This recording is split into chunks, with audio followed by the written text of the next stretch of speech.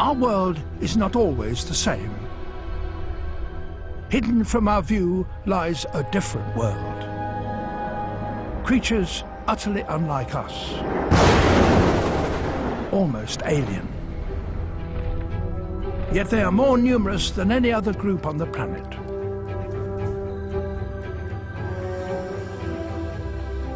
Welcome to the fascinating world of the arthropods. Spiders, scorpions, and insects. Today we have new camera techniques that will allow us to reveal in greater detail than ever before their lives, the way they fight and feed and reproduce. This series uses specially developed 3D camera technology to study the micro-world in extraordinary detail, both on location and in specially constructed environments. We'll witness their births, the challenges they face, and the moments when their lives hang in the balance. And that may help us understand how it is that today over 80% of all animal species on this planet are arthropods. In this series we'll see the way they have evolved, from the comparative simplicity of the millipede to vast colonies that contain hundreds, even millions of individuals. We'll witness the most extraordinary transformations in the animal kingdom. We'll meet ants that farm, spiders that can cast their webs, and the bug that wears the bodies of its victims as a disguise. Welcome to a strange and dangerous world.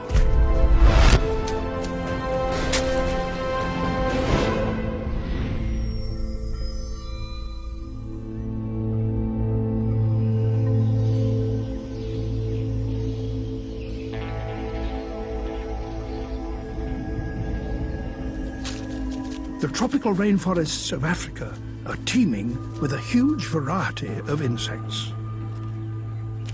And with so many bugs around, you might think that finding a mate would be easy, but you would be wrong.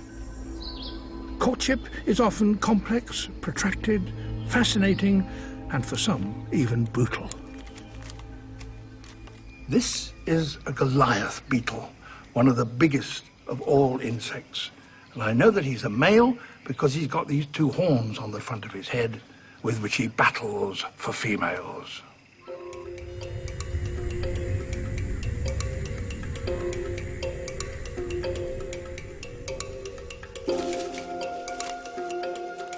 Goliaths are among the strongest insects in the world. This male can lift 850 times his own body weight, the equivalent of you or me lifting 10 elephants. He'll need all his strength to win the right to mate.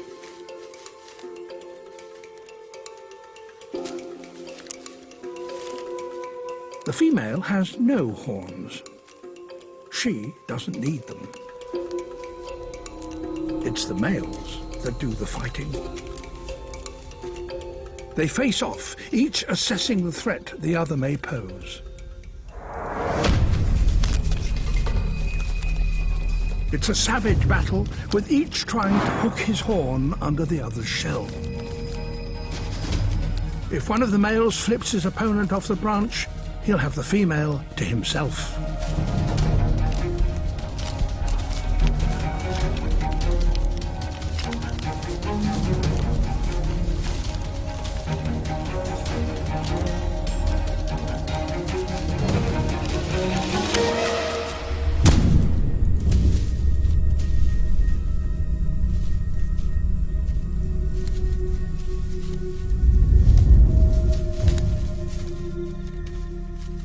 The loser retreats. And with the duel over, the winner gets the mate.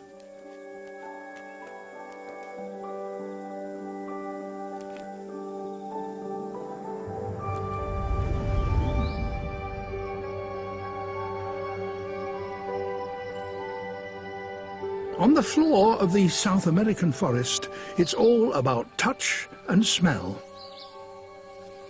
Sight is not much use to bugs that live in the undergrowth.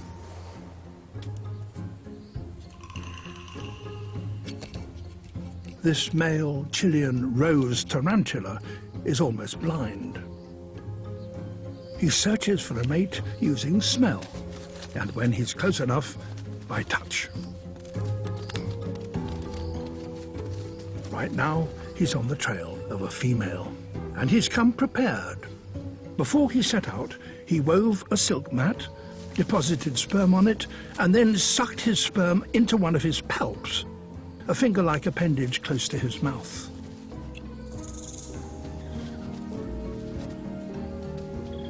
This female has signaled her presence to him by emitting a sex hormone. And he approaches. He pushes himself beneath her. Special hooks on his front legs hold her fangs aside to prevent her biting him. His movements also stimulate sensitive hairs on her underside. And with this, she yields, and he uses his palps to fertilize her.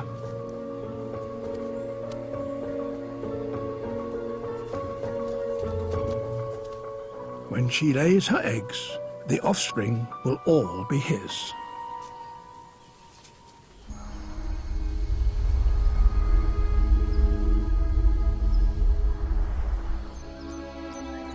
In North America, there's a male with far less time to find a mate. He is a Nasonia jewel wasp and is no bigger than a match head. He only lives for 2 days, so his entire short life is devoted to mating. And with so little time, he has an unusual way to ensure that he's successful. When he finds a female, he smears the sex hormone on her antenna. If she finds it stimulating, she'll let him mate. This female doesn't, and wipes his scent off as fast as he smears it on.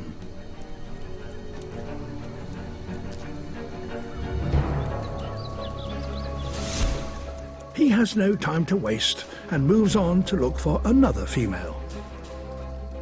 Here's one.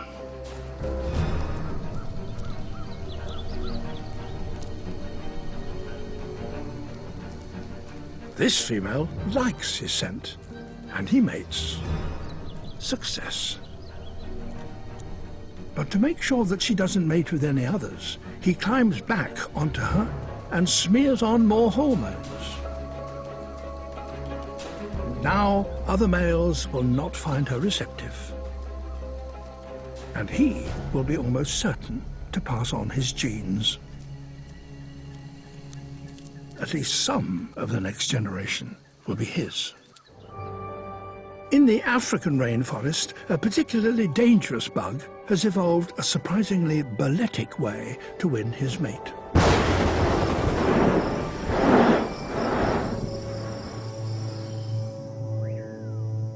There are over 2,000 species of scorpion.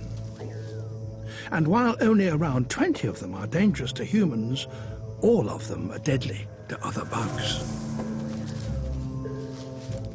These Tanzanian red claws, like all scorpions, are mainly nocturnal. Their mating rituals generally take place at night. But their bodies fluoresce under ultraviolet light, and that makes it possible for us to watch their most intimate behavior. When a female finds a male, their extraordinary ritual begins. They dance.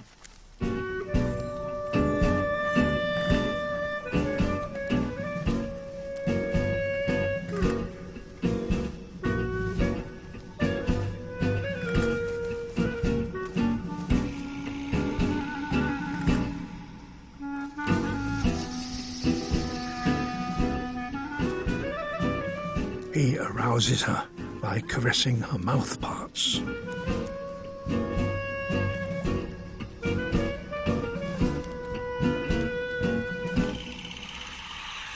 But while he tries to stimulate her, she is testing his strength.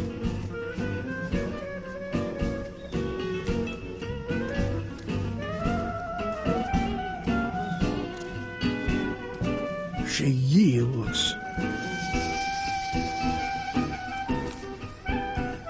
Now he is leading her.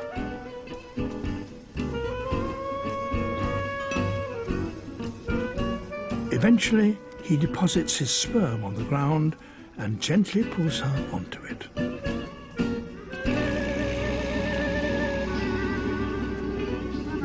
He has proved his strength and agility, and she has ensured the best possible father for her young.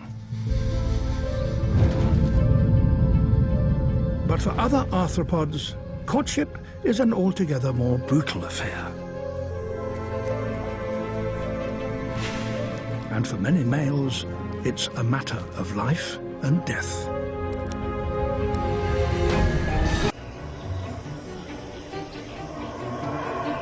Arthropods have many fascinating courtship rituals. From the dance of the scorpion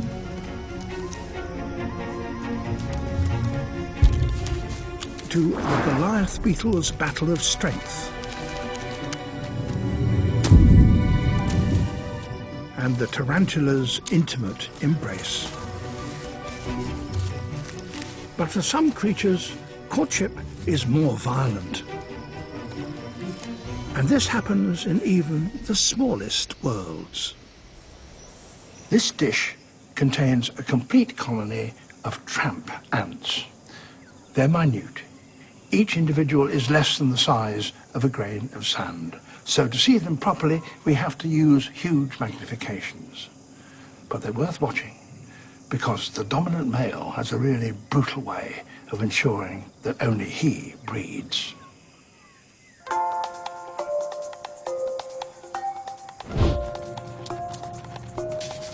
"200 times magnification reveals the intimate workings of this tiny colony. A few hundred ants, all at work.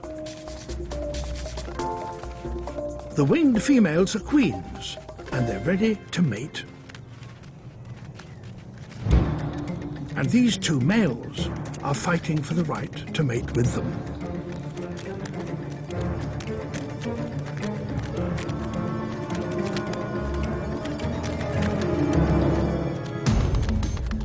The colony's current dominant male is the yellower of the two.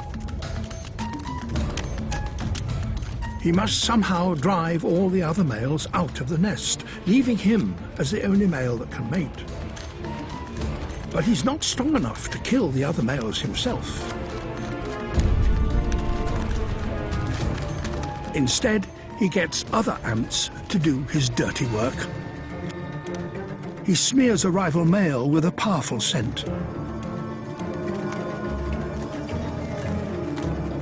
This makes it smell like an invader.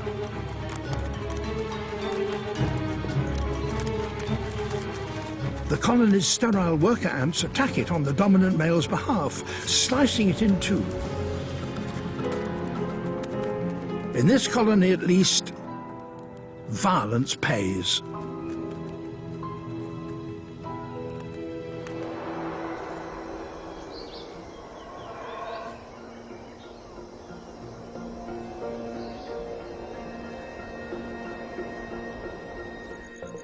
On the forest floors of India, another insect is taking a much gentler but no less devious approach to securing a mate.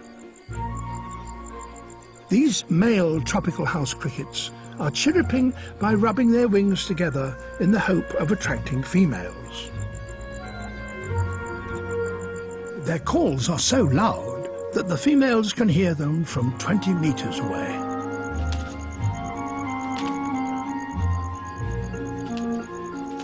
This female has made her choice. But the male has a trick to increase the chances of his sperm fertilizing her. He will give her a present. She sits on top of the male and tastes him with her antennae to make sure she hasn't mated with him already. He responds by producing a parcel of sperm wrapped in a rich syrup.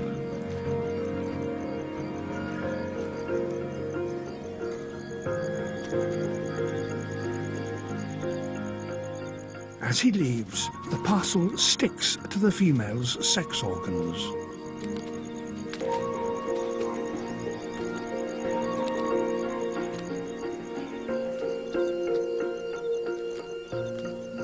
She eats the syrup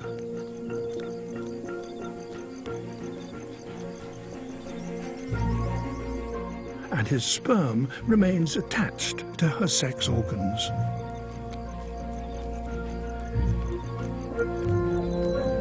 This gift of food distracts the female as fertilization takes place and makes her far less likely to go off searching for another mate. The male's gift has ensured that he fathers her offspring. Throughout the tropics, one insect has come to symbolize the extremes that some animals will go to in order to mate.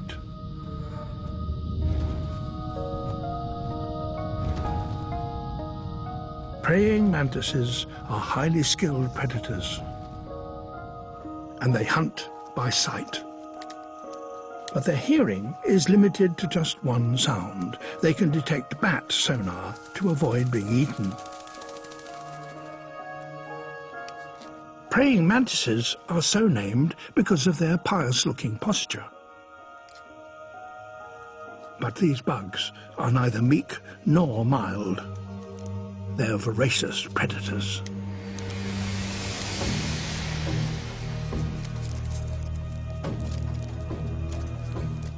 They'll mostly eat locusts and crickets, but have been known to eat creatures far larger than themselves.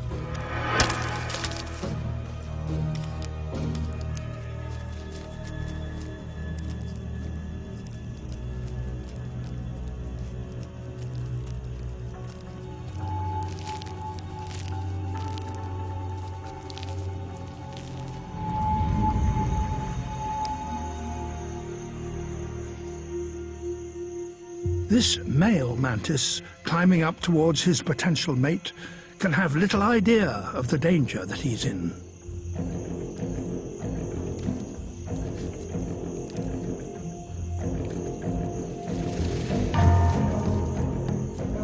Perhaps put off by the unwelcome advances of the male, or simply driven by hunger, the female mantis begins to eat her suitor.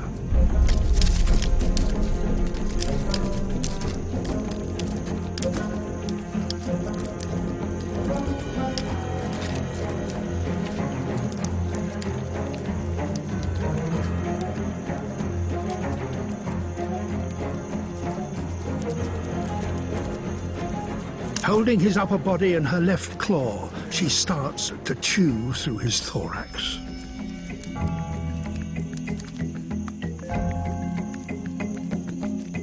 Until the two halves of his body are only held together by a thread of flesh.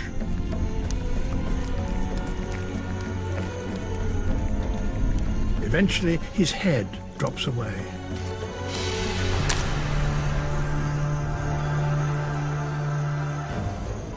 But remarkably, this male isn't entirely dead. He's begun to impregnate her.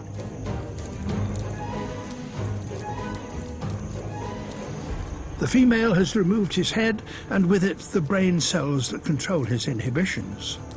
But his abdomen has its own nerve cells. Cells that control the act of copulation, and they allow him to pass on his genes even in the throes of death. In reproductive terms, this male has succeeded. But his death is a symbol of how strangely unfeeling the arthropod world can be.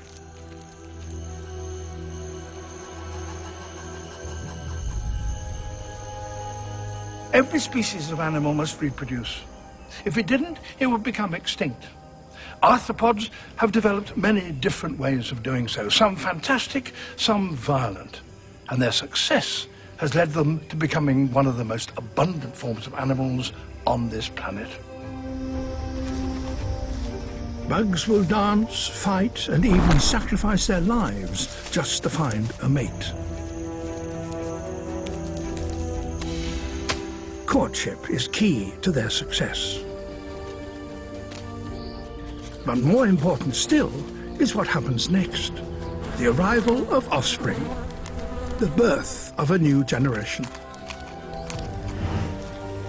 In the next programme, I'll meet the creatures that do without sex altogether and produce billions of young in a single summer. Watch the arrival of thousands of baby spiders. And look at perhaps the most remarkable transformation in the animal kingdom. The moment when the feeding machine that was a caterpillar becomes the breeding machine that is an adult butterfly.